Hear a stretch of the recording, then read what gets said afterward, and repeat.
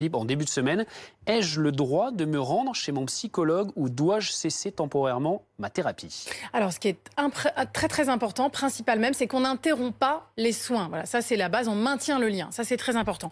Alors, ce qui est prévu dans le décret, c'est le maintien des soins urgents et non différables. Alors, pour les psychologues, ils ne sont pas forcément expressément concernés par ce décret, mais ça ne les empêche pas de téléconsulter. Ça marche très bien. Alors le problème, c'est qu'il faut trouver quand même en ce moment une pièce dans laquelle s'isoler. C'est ça qui est le moins évident. Ou alors on prend justement l'opportunité de la fameuse balade d'une heure. On envoie toute la famille se balader et on peut comme ça téléconsulter auprès de son psychologue. Sinon, en ce qui concerne les psychiatres, médecins, eux, eh bien ils suivent des patients au parcours parfois plus complexe, effectivement. Donc on pourra opter soit pour la téléconsultation, soit s'ils l'acceptent pour une visite au cabinet, effectivement. Et dans ce cas, on coche la troisième case, consultation pour soins ne pouvant être assurés à distance et surtout des patients atteints d'une affection de longue durée. Si votre psychiatre référent n'est pas disponible, il y en aura toujours un qui prendra le relais. Ça, c'est très important. C'est le syndicat qui nous l'a bien précisé. Deuxième question qui concerne le confinement.